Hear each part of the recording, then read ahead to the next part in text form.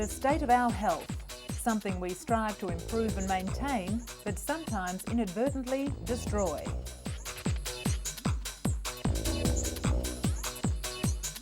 Universally, it's vitally important. The Germans have a universal word for it. Gesundheit. Hello and welcome to the program. In this edition, we prove that grey power is alive and well. 95-year-old Ramaswamy Lakshmanan has earned himself a place in the Guinness Book of World Records as the oldest medical practitioner on the planet. Researchers are preparing to implement greater security measures at germ storage facilities around the world in the wake of anthrax attacks. But they warn that a total clampdown would ultimately lead to far fewer medical breakthroughs. And twin girls from Nepal, once fused at the head, have left Singapore for home after recovering from marathon separation surgery. Jamuna and Ganga will return to Singapore within a year or two so that surgeons can reconstruct their skulls.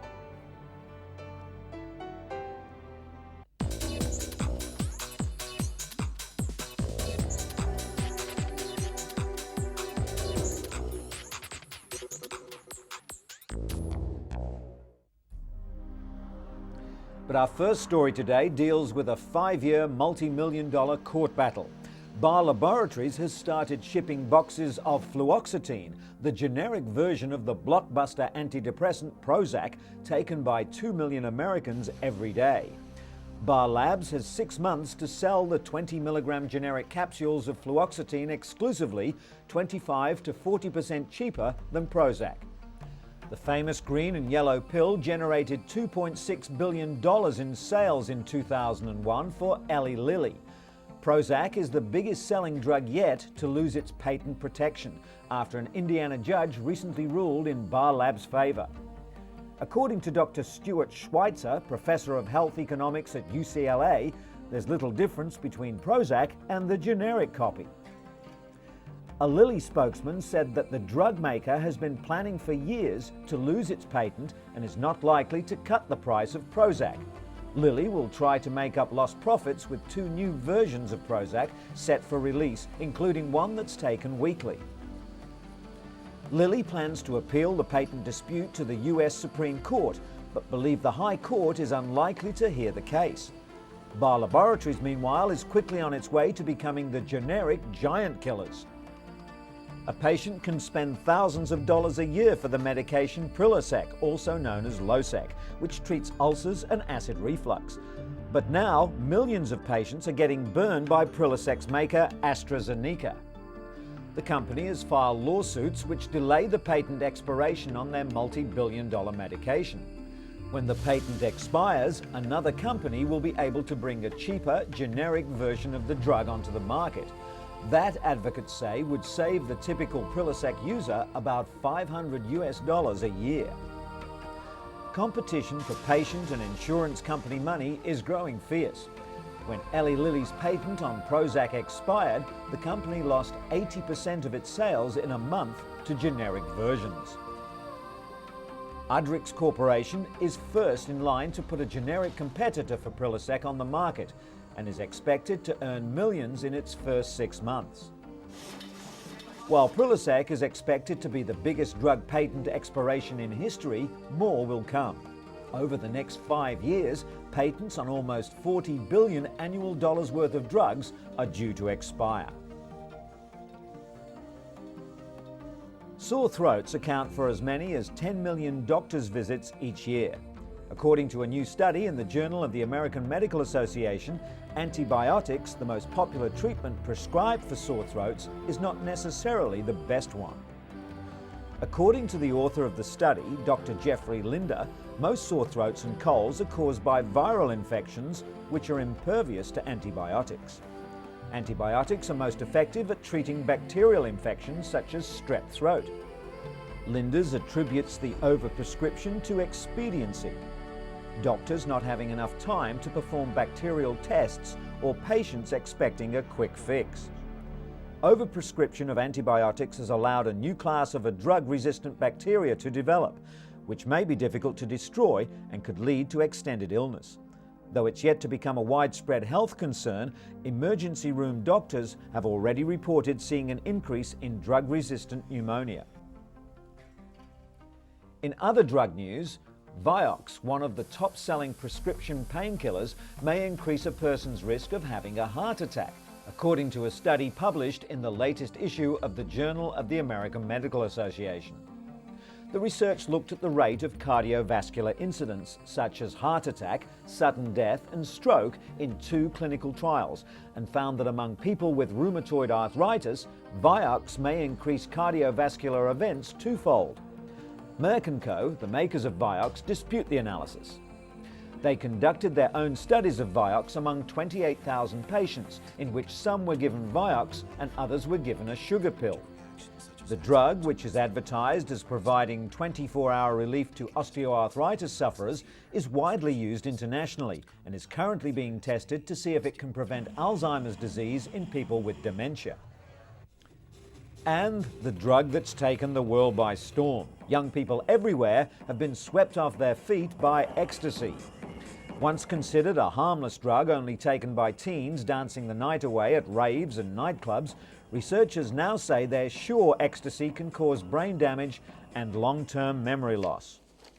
According to Dr. Alan Lechner of the National Institute on Drug Abuse, ecstasy use has spread to rural communities throughout the US and is not just a club drug anymore. Stamped with different markings like the yin and yang symbol and the Statue of Liberty, the pills are pouring into the US from Europe. In 2001 alone, United States customs agents seized over 9 million tablets and expect that number to rise sharply by 2002. As nightclubs pump out the music and kids come to dance, authorities around the world hope that ecstasy is just a passing fad, not an epidemic.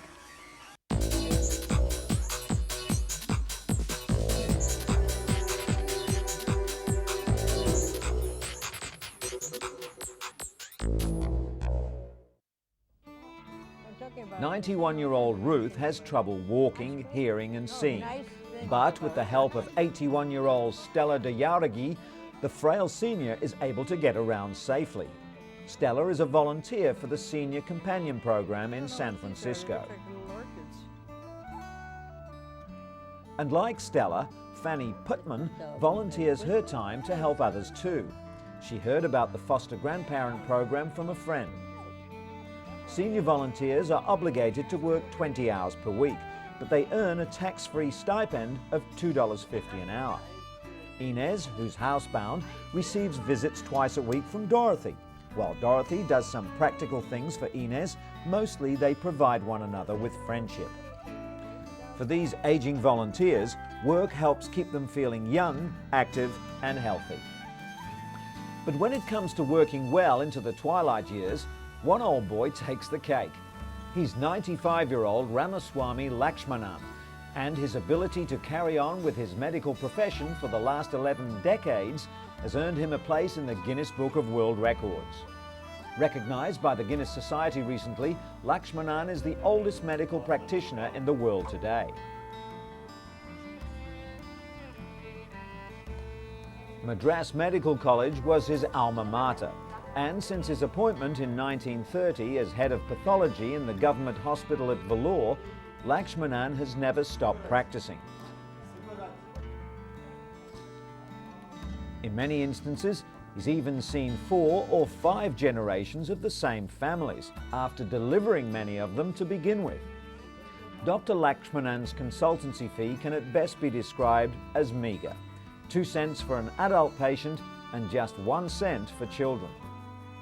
He even includes the medicines for free, which he has an assistant dispense for him next door. The aging medic has no kind words for his fellow practitioners who charge exorbitant fees. According to a friend and neighbour, P.K. Ramamurthy, the good doctor can detect ailments just by looking at a patient's face. His methods are simple, but long queues of patients attest to his success.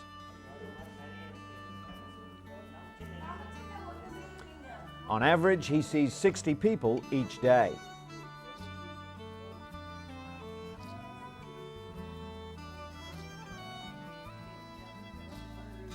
His simple work practices are in keeping with his simple and very disciplined life. He rises at 5 a.m. each morning, bathes in cold water, and prepares to have a coffee. Then he takes bread and milk and goes to work. Dr. Lakshmanan believes his daily regime is what has kept his body trim and healthy and his mind sharp. The much-loved medicine man plans to keep healing the sick for some years to come, Guinness World Record or not.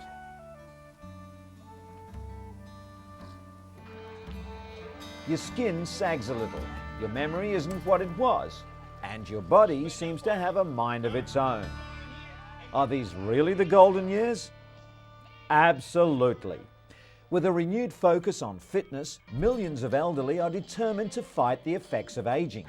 They're exercising their bodies and minds by dancing, laughing, taking up new hobbies, and making new memories. Some are still winning contests. At this year's Elderfest in Washington, D.C., more than 1,000 older people turned out for a morale boost and reminders to stay active. Drink lots of water and always celebrate the good old and new days. It just goes to show that it's never too late to be fit and fabulous. And proving that it's never too late to be a beauty queen, 91-year-old Dolores Garces was recently crowned Miss Grandmother in Mexico City. Cheered on by their children and grandchildren, 45 women from all over Mexico competed in the 10th annual Grandmother Beauty Contest.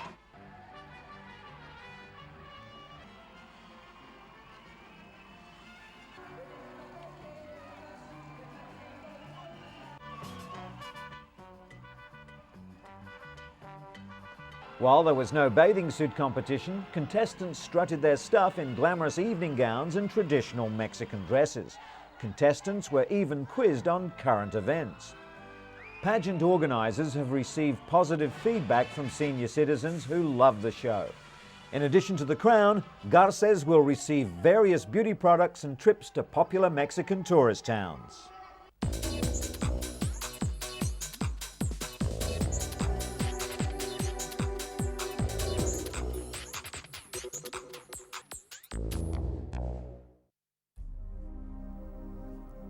In response to the increasing number of anthrax scares in the United States, the Mayo Clinic has released a new rapid response DNA test that can determine if an individual has contracted the anthrax virus in under 30 minutes.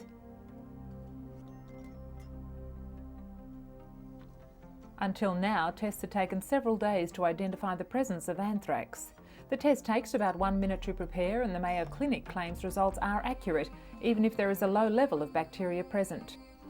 Roche Diagnostics has distributed testing kits to 24 selected laboratories throughout the US at no cost.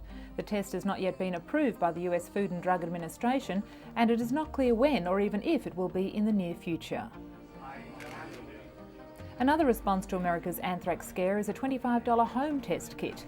Pure Test claims to detect anthrax spores in the air, water and on surfaces. Some are warning such kits will only heighten already jittery nerves, while others argue they could help reduce unnecessary calls to overloaded police and physicians. Despite alarming scenes like these, the government continues to appeal for calm, but it's a message that's ringing hollow in cyberspace. Internet pharmacies are swamped with Cipro orders, the powerful anthrax antibiotic. Unnecessary use of Cipro can actually cause more harm than good by building up resistant bacteria. But as the threat of anthrax contamination continues, the message to stay calm is increasingly falling on deaf ears.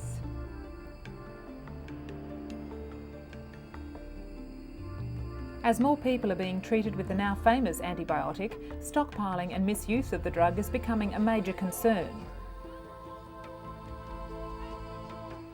Capitol Hill staff and US postal workers are already treating Cipro like an old friend during difficult times. The wonder drug kills most bacteria, so the body's immune system can fight toxins released into tissue by the anthrax. But doctors warn this drug must be used very carefully. For instance, if a dose is missed, the anthrax multiplies, but this time with a possible resistance to Cipro. All antibiotics have side effects, but Cipro can be particularly strong and even antacids can make it ineffective. Experts say antibiotic abuse will hurt more people than actual anthrax exposure. The bacteria may develop resistance to Cipro naturally over the course of years, but with widespread abuse it could happen within months. As a result of the recent spate of anthrax attacks in the United States, biologists and other researchers are taking steps to raise security at universities and institutions where hazardous bacteria is stored.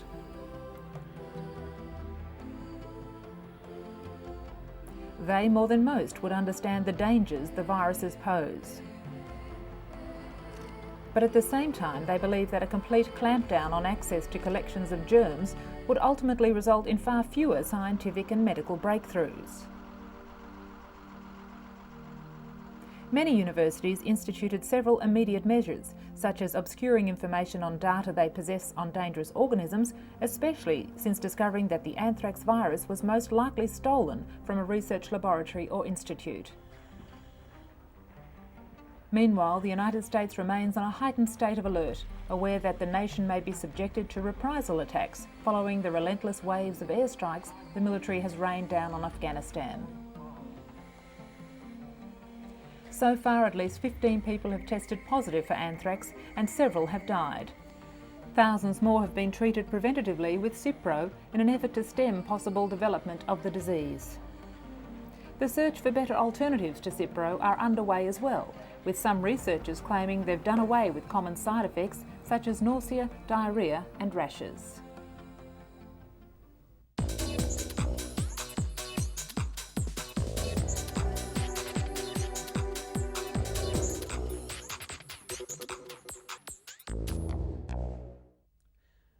Delia Gamboa suffers from postpartum depression, a crippling condition which affects more than 15% of new mothers. Like many women, she initially refused to be treated, concerned that medication could be passed on to her child through breast milk. It was a decision which proved disabling. But now there's hope for many women like Delia, with new research suggesting mothers can safely take psychiatric medication. Dr. Vivian Burt, director for the Women's Life Center at UCLA, assessed more than 95 studies spanning 5 decades and believes the findings are conclusive. Healthy babies won't suffer adversely to medication via breast milk. In the majority of cases, the benefits of taking antidepressants greatly outweigh the risks. Delia Gamboa is proof of this, now finally able to enjoy a healthy, happy relationship with her 2 sons. Pacifiers have been used by mothers to calm fussy babies for almost 3,000 years. But mums and doctors have become concerned that pacifier use may result in premature weaning of breastfeeding infants. A new study published in the latest issue of the Journal of the American Medical Association shows that babies are no more likely to stop breastfeeding within the first 3 months of life, whether the mother uses a pacifier or not. The problem unfolds when an infant cries and mothers think they don't have enough milk, so they use a pacifier to soothe their crying infant. Instead, doctors suggest breastfeeding more often to increase the milk supply. The study recommends several alternatives to using pacifiers, including carrying and rocking. Whenever mothers meet, there's always one hot topic of conversation: how their newborns and toddlers are sleeping. Joe and 10-week-old Will and Shana and 11-month-old Perry have an expert listener in Dr. Harriet Hiscock, a paediatrician at the Royal Children's Hospital in Melbourne, Australia. Dr. Hiscock has surveyed 740 new mothers who've had problems with their child's sleep. She advised them when to calm their fussy babies and when to let them cry, which not only ensured better sleep, but helped the mums ward off postnatal depression. The controlled crying approach thus improves the well-being of both child and mother. Sally Bernard takes a break from her hectic schedule to visit with her 13-year-old son Bill. He was diagnosed with autism at age 4, but she says he showed symptoms almost 2 years earlier. Just down the hall at a Cambridge, Massachusetts hotel conference room, Sally takes part in the first public hearing on the risks of mercury used as preservatives in several childhood vaccines. Hundreds of medical experts also attend the gathering before the US Institute of Medicine, including Dr. Jeff Bradstreet, who's studying the mercury levels in about 200 autistic children. He believes they had many times more mercury as other healthy infants and suspects that mercury may cause autism. Studies have shown at just 3 months, some infants receive more than 100 times the EPA safe limit for mercury. But whether these exposures cause developmental disorders warrants more research. The FDA says older vaccines still contain thimerosal, a preservative containing mercury. But all childhood vaccines are now available without this preservative. And so we come to Ganga and Jamuna Shrestha. They were discharged from Singapore General Hospital recently and were able to go home with their parents to Nepal. The now separated Siamese twins will live in the Nepalese capital, Kathmandu, with their family and will be supported by a team of medical experts from Kathmandu Hospital.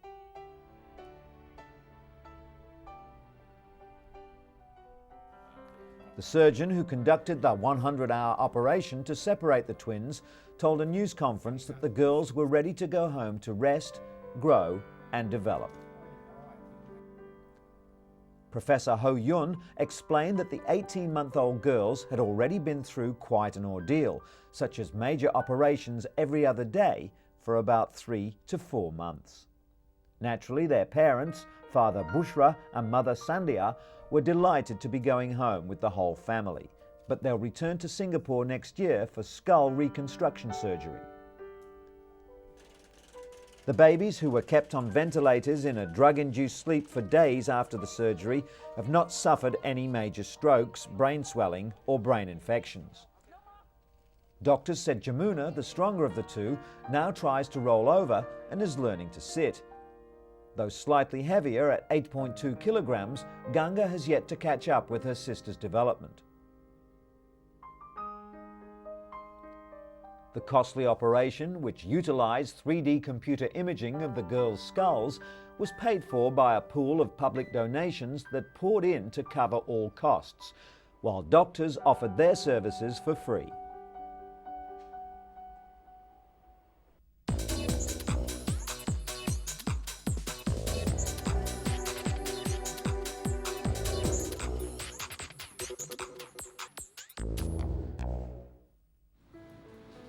Architect Alison Dunn has multiple sclerosis, a neurological disease that strikes younger people. While severe MS symptoms include paralysis, Alison suffers a milder form known as remit and relapse. Under current guidelines, doctors could only diagnose her after the second attack, but now there are new international guidelines being launched to diagnose the illness in far less time. MRI scans will now be done as soon as a person suffers their first attack. The brain images are so advanced that they can quickly expose the MS lesions before nerve damage becomes more pronounced.